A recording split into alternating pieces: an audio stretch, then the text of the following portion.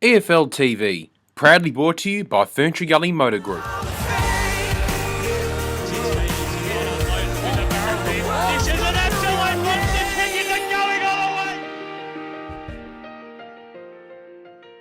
Hello and welcome to another edition of the EFL Agenda. We're well and truly into the season. Looking forward to discussing it this afternoon. As usual, I'm Baird and Ingram, and joining me this afternoon, Ray Bear. Good afternoon, mate. Good afternoon, Braden. 5 rounds gone, mate, and we're well into the season, as you say. Yeah, absolutely. And I think the game we're going to have to touch on first was Bowwin and Vermont, a really tight game. And in the end, Bowwin just got over by 3 points, but Vermont did pretty well, and they were probably unlucky in the end. Yeah, well, Vermont, they've had, 4 out of their 5 games have been real close encounters, so they should be used to that by now. But, gee, the interesting thing that came out of that game for me was Justin Van Unen, 8 of the Vermont 12 goals. A great effort on a wet day by a full forward.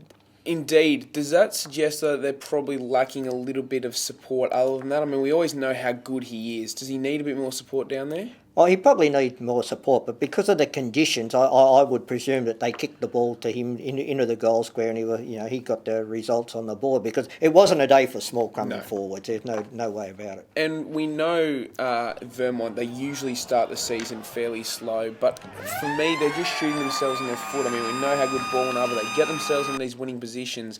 And I think they'd probably just be a little bit disappointed that they haven't been able to get maybe 1 or 2 more wins, I think. Yeah, look, as you say, the disappointing thing is that they haven't been able to string wins on end. They need to get 2 or 3 on end to get back into the mix with the top sides again. And look, I'm sure as the season goes on, they'll get those wins. They've got Noble next week, so that's another test for them. And Bowwin, well, they'll be really pleased. They just found a way to win after last week's loss against East Ringwood. They're just a juggernaut. Well, they haven't been the dominant Bowwin of the previous 2 seasons, but as you say, they've just been going along there, and good sides find a way to win, and that's what Bowwin's been doing. You speak of good sides, Ray. 2 come up against each other this week. It's first v third on the ladder when Roal takes on Norwood. Both teams had big 80-point wins last week, so they're looking strong.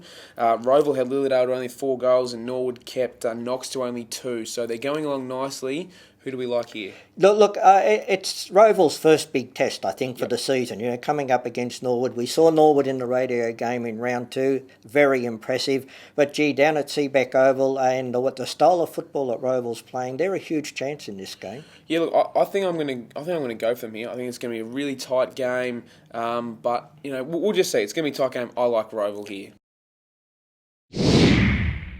2 time now, Ray, and a really interesting result over the weekend. Waverly Blues, they're starting to find a bit of form. They got over the top of Doncaster, lost their first 3, and now they've got 2 on the trot. They'll have a bit of confidence. Yeah, well, I was out at that radio game last week, and gee, the Waverly Blues were awesome. Their disposal was fantastic. The pressure that they put on the Doncaster ball carrier, the tackling pressure was superb. That's the word for it. It was absolutely outstanding. And look, and then their back six, the back six of Waverly Blues, they were under fire for a lot of the game, but gee, they stood up, and to keep a side like Doncaster to 4 goals for the game, it was a great effort, Braden. I'm going to put you on the spot a bit, Ray. Do you think that defensive style is something they're going to look to play every week, or is it more the fact that the conditions warranted that and that's how they played? I don't think they played a defensive style. I'm just saying that the back six was very good when the ball went down there, but gee, they got the ball out the centre. They used the wide open spaces of Mount Waverley Reserve, and the disposal of their captain coach Ben Carboni, it's the best game disposal-wise that I've seen in a long, long time. He is a very good footballer. No doubt there, and I think Doncaster probably would have gone into that game feeling fairly confident they could get the win, but they're not your North Ringwood stereotype this year, are they? They're not going to go in there, and they may make finals, but I just don't think they're going to make headway like they did last year, are they? Well, as we know, there's not going to be one standout side in Division 2 this year. Anybody at all in that Division 2 ladder can win the premiership. Well, we move from mid-table down towards the bottom in Division 2, and a really interesting game this week. It's East Burwood hosting Basewater. East Burwood just the 1 win. Basewater showing some signs, but they couldn't get the win. Went down to North Ringwood by 39 points last week. Ray, I've been critical in Basewater in the past. I think they'll get a win and get it fairly comfortable here. Well, it's a big chance for Basewater to get their first win on the board. East Burwood, look, they've been disappointing in lots of ways, but then they've been hit by injuries also. And as we know, the numbers are very short down there, so they cannot afford to have injuries. And look, as you say, Basewater, they're a huge chance this week down at East Burwood. Would put you on the spot here. Who do you like? I think that I would go for Basewater. Yep.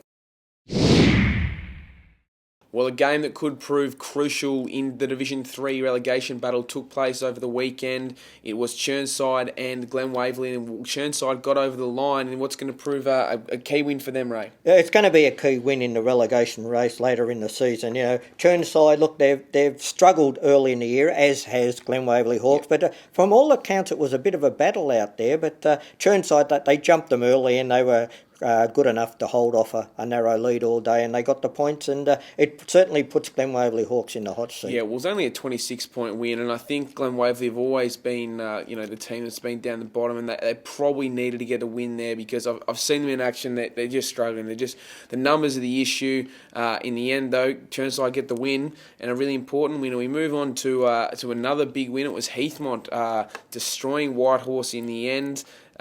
Whitehorse, had the first 3 wins of the season, dropped back a little bit. I think we're probably surprised by how big the margin was in the end. Yeah, look, we were surprised, but then let's face the fact it's their big loss for the season because, I mean, they only just got nipped by Baronia last week. So, they've won 3, they've been very competitive in another one.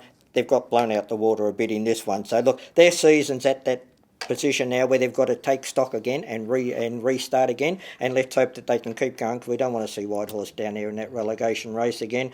And look, but Heathmont, they made a statement, didn't they? They've been very good this year, very competitive in the games that they've lost, and their story's going to be told in the next 4 weeks because they've got Glen Waverley Hawks at home, they've got Templestowe away, South Belgrave at home, and then they play Baronia away. I've got them in to win the 2 home games against Glen Waverley Hawks and South Belgrave, but if they could snare a win against Templestowe or Baronia, Heathmont's in the mix. Look out for them coming. I'm not so as buoyant on them as what you are, Ray. I just think, they've been competitive. I think they're really good at home. I'm just concerned away. And against those sides that you mentioned that they've lost to, Mitcham beat them fairly comfortably. They only just lost to Ringwood as well. So I think they're losing to sides that are around their area only just. They're being competitive. I just don't know whether they're really going to be up there when it counts. We'll agree to disagree, Brad. Finally now on to Division 4, and it was a really interesting weekend. Warrandyte and Forest Hill, the 2 of the top sides, took on each other, and Warrandyte, they prevailed 1964 to Forest Hill 58-38. It sets up a mouth-watering clash this weekend. What will be the radio game? Warrandyte take on Park Orchards out at Park Orchards. And I'm sure, Ray, you'll be looking forward to going out and seeing that game. Oh, we certainly will. It's going to be a huge game out there. First taking on third, but Forest Hill. Most people would have expected them to win that game. But I just wonder now how much of a fortress that Warrandyte's ground's going to be for that Warrandyte side now that they're back on that ground. I drove past it on the way back from Templestowe on the weekend, Ray, and those stands are great. The new setup, the lights illuminating. It's going to be very interesting to see once they get back in how they do turn it into a fortress. Forest Hill, we did expect them to win. I think they'll be back though. But that's not the last of them. They'll come back and they're going to be causing some issues towards finals. Yeah, well, I mean, let's face it was Forest Hill's first loss of about 7 or 8 games. Leading up to the finals last year, and teams aren't going to win every game of football they play. There's no doubt about that. But just on this game this week at Park Orchard, if the Sharks get a sniff of the Bloods out there, you know what Sharks do in the water when that Blood's there. Absolutely, Ray. And the last game in Division 4 that was a good result in the end. Surrey Park got over for their first win of the season, comprehensively beating Kilythe, and they needed that one, Ray. Yeah, well, we've said all year that they've been undermanned, Surrey Park, as far as getting people on the park. They were undermanned on Saturday, but their commitment, I heard, was very good. But, Kilythe, where's that leave them now, Braden? Because, I mean, they've had an influx of players, including their coach, Lee Thompson, come across from Moorbark. Only one win, and that was only a 6-point win over Coldstream, I think it was in round 3. Yep. So, look, Kilythe, they're... the question's got to be asked about them. I think we keep expecting good things and we're just waiting for them to come. Sylvan this week, they need to bounce back against Surrey Park, who were really struggling. They would have thought they were going to win there. So now Sylvan a chance to go up there and prove us wrong. Oh yeah, no, that's right. It's a big chance to prove everyone wrong. So that about wraps it up for the EFL agenda this week. As you can see, I've been joined by the Jelly Baby, who's out in support of this month's Juvenile Diabetes Research Foundation. Make sure you support it. All the clubs are going to be out. They've got these out of the club, so make sure you get down and support when it's an important month.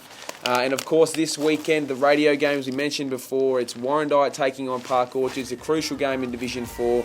We look forward to your company on 98.1 this weekend, all back here on the EFL Agenda.